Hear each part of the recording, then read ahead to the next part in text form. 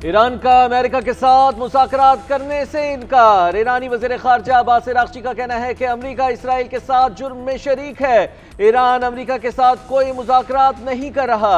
America मुज़ाकरात के लिए कई बार पैगाम भेज चुका है। अमेरिका से मौसूल होने वाले कुछ पैगामात संगीन भी हैं। इसराइल के हमले रुकने तक किसी से कोई बात नहीं होगी। ईरान की मुज़ाहिमत के बाद दीगर ममालिक को खुद को इसराइली जारहियत से अलग करना चाहिए। ईरानी अवाम के हकूक़ का तहफ़्फ़ुज़ करने में हमें कोई शर्मिंदगी नहीं। हमने पहले भी यूरोपीय ममालिक के साथ बातचीत की है। अब भी अगर यूरोपीय ममालिक के पास कुछ है तो हम सुनने को तैयार हैं। हमारी बातचीत सिर्फ इलाक़ाई सलामती, जौहरी मामलात तक होगी। ईरान के मिसाइल प्रोग्राम पर किसी से कोई बात नहीं होगी। हमारे मिसाइल प्रोग्राम से मुतालिक अगर किसी को शक था तो अब दूर हो गया होगा।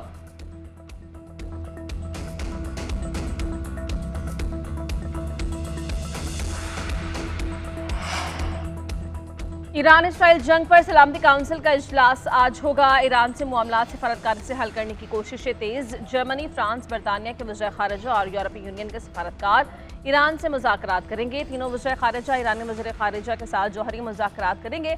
ईरानी वज़ीर ख़ारिजा अब्बास अराग़ची ने भी मुज़ाकरात में शिरकत की तस्दीक़ कर दी। मुज़ाकरात आज जनेवा में होंगे। यूरोपीय वज़ीर ख़ारिजा की ईरानी हम मनसब से मुमकिना मुलाकात पर अमरीका ने भी इत्तेफ़ाक़ किया।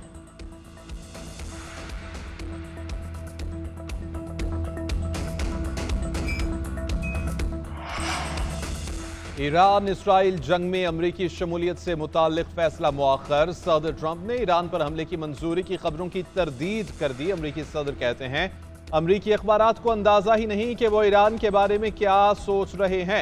तर्जुमान व्हाइट हाउस कैरोलिन लिविट ने मीडिया को ब्रीफ किया कि सदर ट्रंप ईरान पर हमले के बारे में फैसला आइंदा 2 हफ्तों में करेंगे।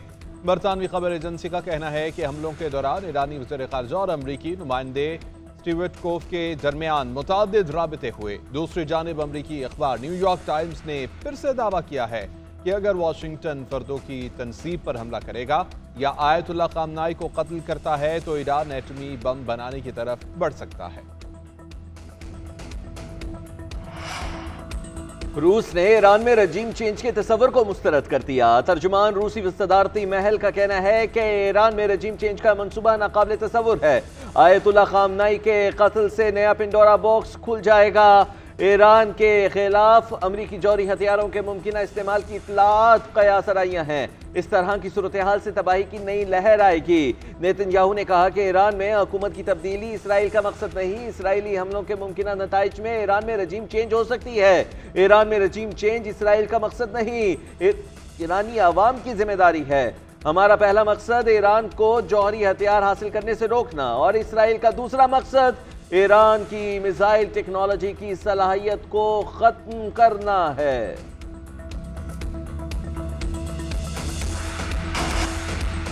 मशरक़ वस्ता की कशीदा सूरत हाल। चीनी सदर ने 4 तजावीज़ पेश कर दी। चीनी सदर शी जिनपिंग का कहना है कि फौरी जंगबंदी को फ़रोग़ दिया जाए, शहरियों का तहफ़्फ़ुज़ तरजीही बुनियादों पर यकीनी बनाया जाए। सियासी सिफारती कोशिशें ईरानी जौहरी मसले का वाहिद सही हल है। मुज़ाकरात और मुकालमे का आगाज़ ही आगे बढ़ने का बुनियादी रास्ता है।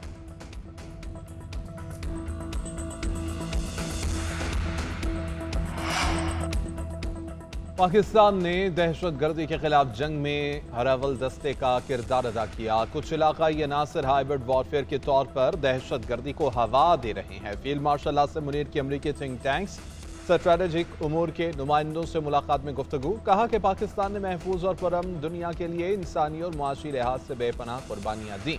पाकिस्तान ताउन पर मबनी सिक्योरिटी फ्रेमवर्क के फ़रोग में फ़ाल किरदार अदा करता रहेगा। फील्ड मार्शल ने खित्ते में अमन और इस्तेहकाम के लिए पाकिस्तान के तामीरी किरदार पर रोशनी डाली। फील्ड मार्शल ने मार्का हक और ऑपरेशन बुनियान मरसूस की तफसीलात और तज्जिया पेश किया। आर्मी चीफ ने इंसदाद दहशतगर्दी से मुताल्लिक पाकिस्तान के नुक्ता नज़र को वाज़ेह किया। गुफ्तगू के दौरान पाक अमरीका देरीना शराकतदारी का जायजा भी लिया गया।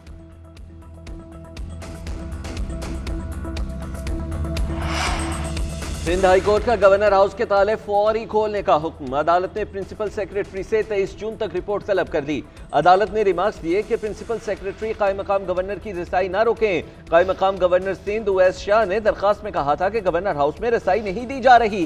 तर्जुमान गवर्नर हाउस का कहना है कि उवैस शाह को सूरत हाल के हवाले से गलत फहमी हुई है। इजलास में शिरकत के लिए मुतल्लिका अफसरान कॉन्फ्रेंस रूम में मौजूद थे। कायम मकाम के लिए मखसूस दफ्तर पेशगी तौर पर तैयार था। मरकजी दफ्तर इस्तेमाल करना था तो बर वक्त आगाह किया जाता, जिसके लिए इंतजाम कर दिया जाता। गवर्नर सिंध ने प्रिंसिपल सेक्रेटरी से 24 घंटे में रिपोर्ट तलब कर ली। कामरान खान टिसोरी का कहना है कि गवर्नर हाउस हमेशा आवाम के लिए खुला है। उवैस कादिर शाह बतौर स्पीकर और जाती हैसियत में काबिल एहतराम हैं। वज़ीर-ए-आज़म की ज़रिए सदारत पाकिस्तान नेशनल शिपिंग कॉरपोरेशन के उमूर पर जायज़ा इजलास। शहबाज शरीफ ने PNSC के बेड़े में इजाफे के लिए लीज पर बहरी जहाज़ लेने की हिदायत कर दी। कहा, बेड़े में बहरी जहाज़ कम होने की वजह से समंदर के रास्ते तिजारत पर कौमी ख़जाने से सालाना $4 बिलियन का कीमती ज़र मुबादला खर्च करना पड़ रहा है। 2 हफ्ते के अंदर PNSC का बिजनेस प्लान पेश किया जाए। इससे कौमी ख़जाने पर सालाना $4 बिलियन का बोझ खत्म हो जाएगा।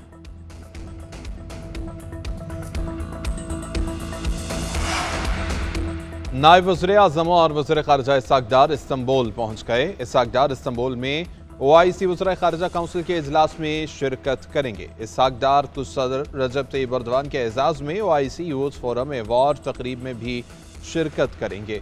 तर्जुमान दफ्तर ख़ारिजा के मुताबिक इस्तांबुल आमद पर सफ़ीर पाकिस्तान डॉक्टर यूसुफ जुनैद ने नायब वज़ीर-ए-आज़म का इस्तकबाल किया। पाकिस्तान के काउंसिल जनरल नोमान असलम और तुर्क वज़ारत ख़ारिजा के नुमाइंदे भी मौजूद थे।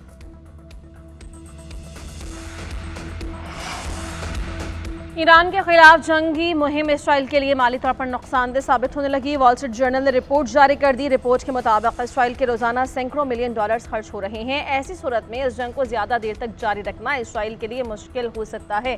माहिरीन कहते हैं कि ईरानी दिफाई निज़ाम और जवाबी कार्रवाइयों की वजह से इसराइल को इंटरसेप्टर मिसाइल्स, जंगी तैयारों, गोला बारूद और दीगर अस्करी वसाइल पर भारी अखराजात करना पड़ रहे हैं। इसकी लागत रोजाना $200 मिलियन तक पहुंच सकती है। इमारतों को पहुंचने वाला नुकसान भी अखराजात में शामिल है।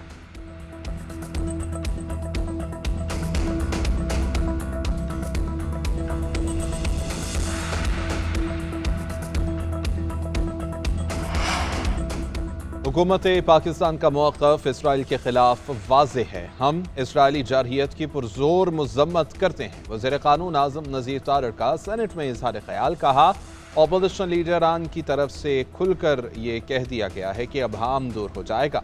रिश्तेदारी की वजह से कोई अभाम है तो उसे दूर कर दिया जाए। साहबजादा हामिद रजा ने जवाब देते हुए कहा कि आप में हिम्मत है तो हुकूमती अरकान के एक बंदे को मोबाइल दें, वो अडियाला जेल जाकर बानी PTI से मौक़िफ़ लाकर सबको सुनाते।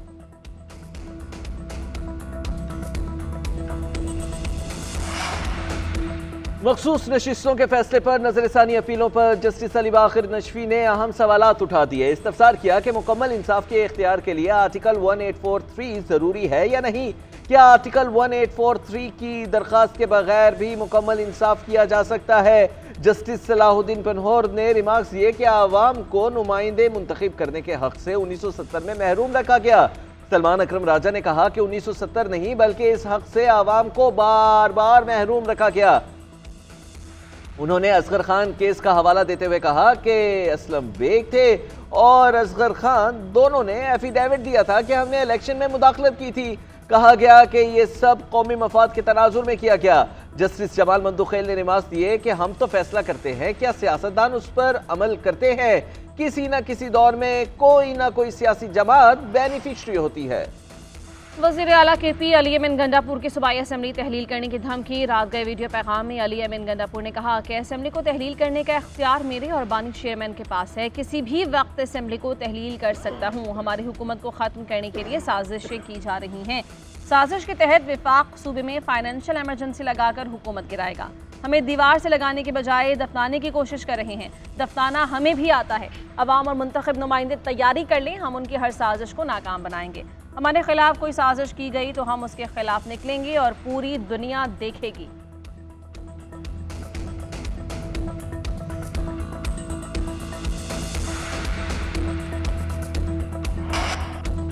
बजट अवाम दोस्त है, बरामदात बढ़ने से ज़र मुबादला के ज़खायर में इजाफा हुआ। हमने मुआशी इस्तेहकाम हासिल किया, इस तसलसल को कायम रखना होगा। बिलाल अजहर कियानी का कौमी असम्बली में इज़हार ख्याल, कहा कि हुकूमती कोशिशों से मईशत मुस्तहकम हुई है। मईशत की तरक्की के लिए एक्सपोर्ट की सलाहियत को बढ़ाना होगा। पीपल्स पार्टी MQM और दीगर इत्तेहादियों के शुक्रगुजार हैं। कुछ लोगों के दावों के बरक्स बजट पेश किया गया। अवाम को हर मुमकिन रिलीफ की फराहमी यकीनी बनाई है। कायमा कमेटियों की रिपोर्ट्स जल्द ऐवान में पेश की जाएंगी।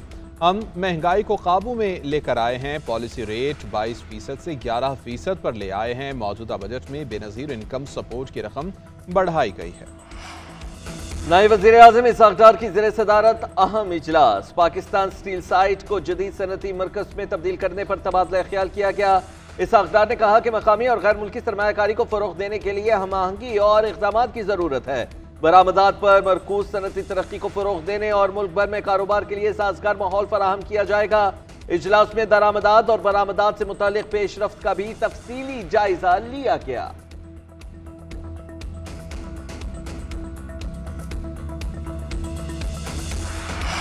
मुल्क के मुख्तलिफ हिस्सों में आज से मूसलाधार बारिशों का इम्कान, अर्बन फ्लडिंग का खदशा। महकमा मौसमियात ने अलर्ट जारी किया। महकमा मौसमियात की आज से 23 जून तक मूसलाधार बारिशों की पेश गोई। प्री मानसून के बायस गर्मी का जोर कम होने का इम्कान। जनूबी पंजाब के पी मशरक़ी बलोचिस्तान में बारिश की तवक्को। 21 जून से 23 जून तक कश्मीर और GB में बादल बरस सकते हैं। 22 से 23 जून के दौरान सिंध के इलाकों में भी बारिश का इम्कान।